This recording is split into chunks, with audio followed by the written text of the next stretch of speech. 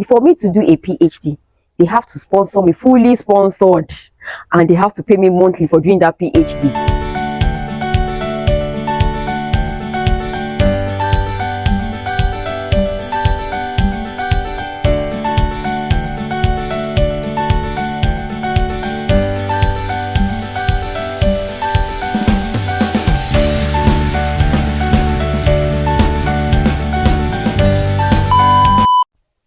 Hi everyone, my name is Elizabeth T. Adeshimoye, the daughter of Adefolaji.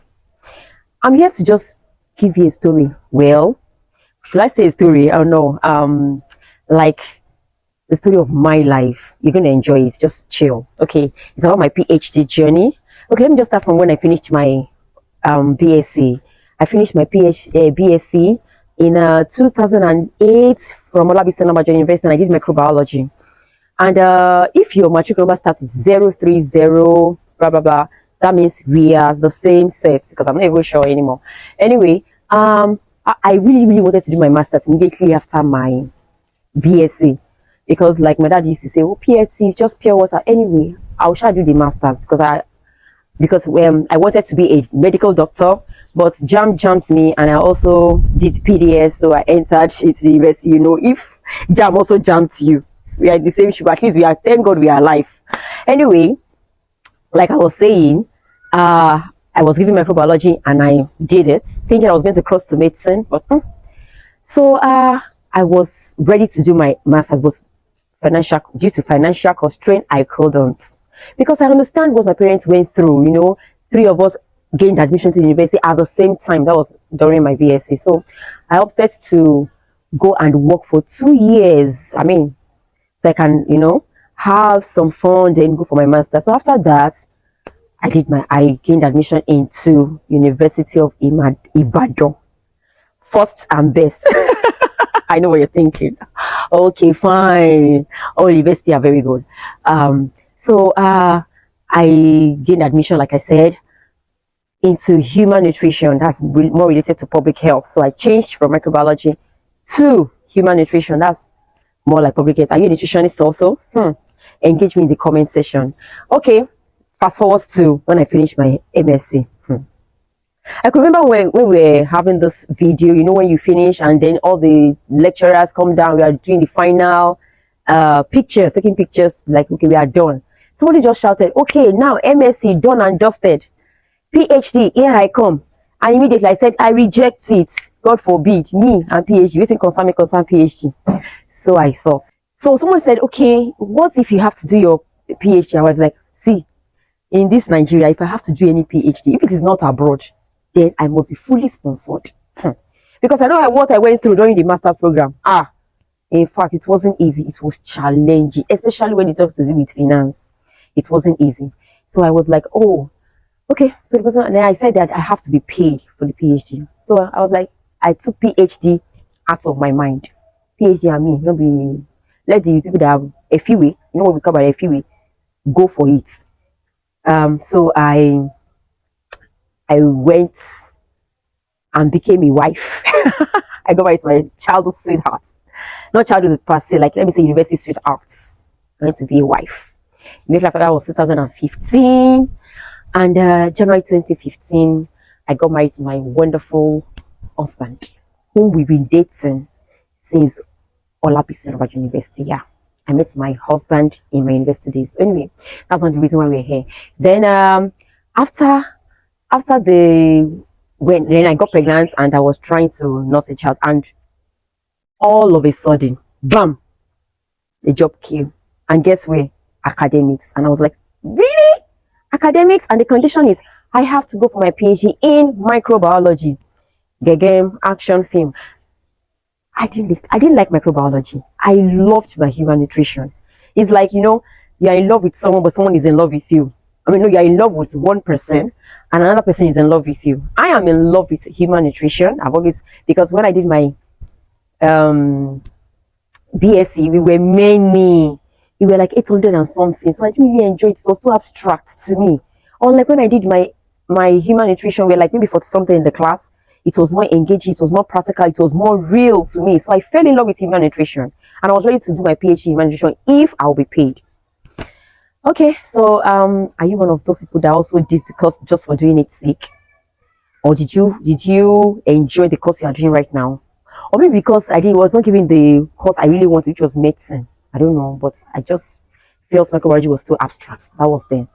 So when I got the employment, I started, and then I learned that as a worker, you can be granted study leave and you go for PhD, which will be sponsored. And that was it. I've always prayed that I'll be sponsored for my PhD, thinking that funds is the only thing that is required for you to have a PhD. That once you read and you have funds, I mean, it will be easy, right? So I thought until I started. That was in 2018. I gained admission and I was excited. Like, oh, finally. Then I applied for the fund and it was not forthcoming. Then I had to pay, look for funds to pay. Like, okay, maybe the next one when I apply, I'll be granted. Unfortunately, yes, I was granted. And immediately I was granted. Death struck. I lost my dad. Painful, yeah, because he was one of my role model. He wasn't a graduate, but he wanted all his children, especially his girls, because we were like 3 girls and 2 boys, to be as in whatever. See, let me tell you one thing I used to do.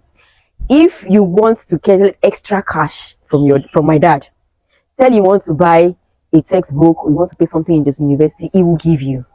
Yeah. So we use those gimmicks. Is it gimmicks now?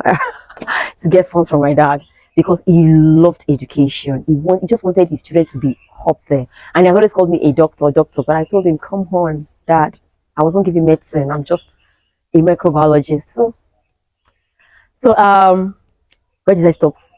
Back to okay. So when I lost my dad, it was devastating. It was heartbreaking, and because he was super excited when I gained my admission for my doctorate degree. He was really excited.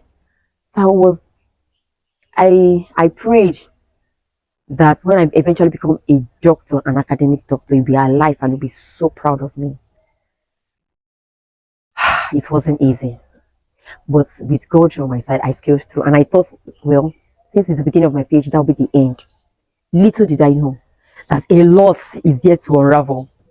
Okay, so I commenced the PhD, and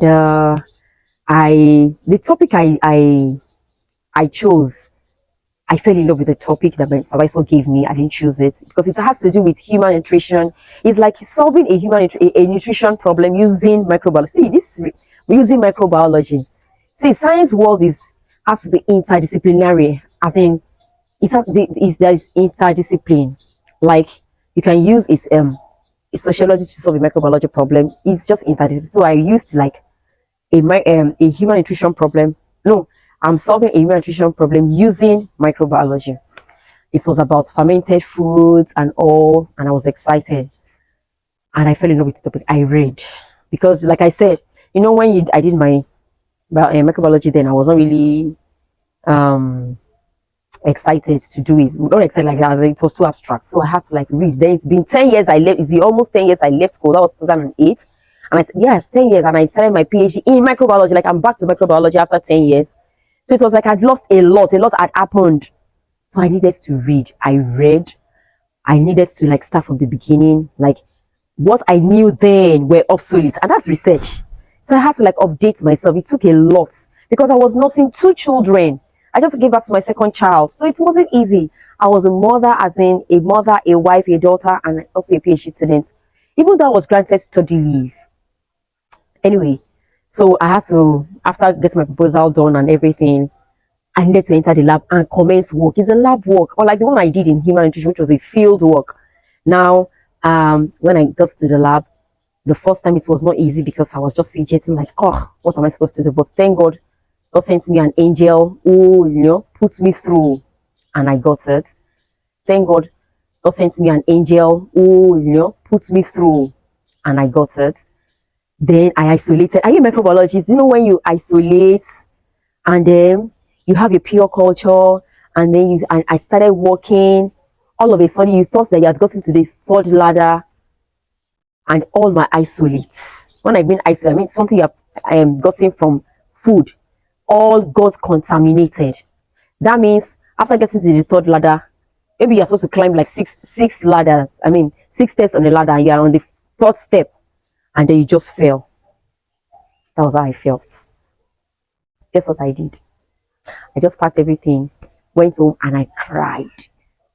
Yes, I cried. I cried my heart out. Like, where was I supposed to start from? I've spent a lot. I mean, with the money, I bought everything I needed, but it was like it was a waste. I cried. Then I told myself, what's next? And guess what kept me going? Then most of my colleagues, I knew what happened. My PhD colleagues called me. I was like, and they were sharing their experiences with me. And that actually got me going, because I realized that what I went through is just nothing compared to what they went through. I mean, some were not even sponsored. They were working, they were doing their PhD, but some of them were also mothers. And when all of them called me and shared their experiences with me, I was like, no, you can't give up now. You have to get up and go back to the lab. Then one of them just called me. I was like, you know what, Elizabeth, just take like a month break. Take a month break, then come back to the lab. And that was exactly what I did, even though it took more than a month. Yes, because I just needed to rest. And during those period, I did not bother to even take anything that has to do with PhD. I was just trying to look for bench work outside the country, because once you get a bench work, you can be sponsored for the bench work. So COVID-19 struck. Oh yes, I forgot to even mention that. And that's anyway. During the COVID-19 struck, that when I could not even commence my PhD work, I was trying to look for bench work outside the country, and eventually I got. That story is, in fact, everything I went through, I wrote down, and my book is going to be published immediately after my PhD. Like I said, I went back to the lab, and eventually I got a letter that I'll be sponsored abroad. That's I got a sponsor in Foggia, that's in Italy. So I had to start with the traveling, processing, and all. See, all I'm just trying to say is that it was not easy. It was rough. It was tough. It was challenging. And you know, everybody has their own elastic limits. I almost got to my elastic limit and to my breaking point. But when I hear other people's story, I'm like, no, listen, you can't give up. See what this person has been through, and you cannot even see it on their faces. So why are you doing this? And I called on God. See, I'm a Christian. I can't do anything without God. So I called on God, I prayed, and God strengthened me. And that's the reason why I intend to have this channel. Like, let us hear other people's experiences. That was what kept me going. So are you also in the lab? Or you are a PhD student? Or you are even a master student and you are going through a lot right now? Please don't give up. Listen to other people's experiences. Because it's better for you to learn from people's experiences, and maybe it will keep you going. Perhaps you might have a similar experience with what the person also had. You know, so I went, let me go back to my story. I went to Foggia, and initially when I was going for a journey, it was like, oh, I really want to go for my PhD. I want to go for my bench work. Bench work is like the lab work, strictly lab work. You do part of it here, and then when you go there, you do the major work. So when I wanted to go for my lab work in Foggia, I had to like start from isolation, do some other characterization, phenotypic and all. And when I got there, the only person I went to meet there, I only met the person online. Victorio, I met him online. He had gotten me accommodation. It showed me to the lab. That journey alone is a whole book, a whole chapter on his own. I'm going to write. Oh my God. So anyway, like I was saying, I got there, and the most devastating moment was the fact that I had to leave my family for 6 months. I left my children, I left my husband. It wasn't easy, because sometimes there were times I felt lonely because I was just working and working and working. I know I love to work, but sometimes I love to have a balanced life. Like, you work, you get home, you have your children around you, you have your husband. I'm a family person. I don't joke with my family. And this journey had effect on one of my child, because his scores dropped in that space of 6 months. She couldn't. So I felt bad, like a mother, like you are not doing your job as a mother. But thanks to family. Another thing I want us to learn from this journey is that you cannot do one thing on your own. You need your family. No. You need your family. You need people around you. I don't know how loners do it though. You see, you can't attain academic heights without your family. It's either someone is holding the fort of the home, or you have your mother that is taking care of your children. Please, if you have had the same experience, please let us know. Did you do it alone? Did you, I just know you cannot do this alone. You need people around you, friends, family, everybody. Okay, so that was how I went through it. And when I came back, I was thinking that after this 6 months sojourn, and I worked hard so that I could, that okay, after 6 months I'll be done. No, I got to this writing process and the analysis, and that took me almost 1 year again and a half. Anyway, to God to be the glory, I'm seeing the light at the end of the tunnel now. So maybe in a few months' time or in a few weeks' time, I'm done with the PhD journey.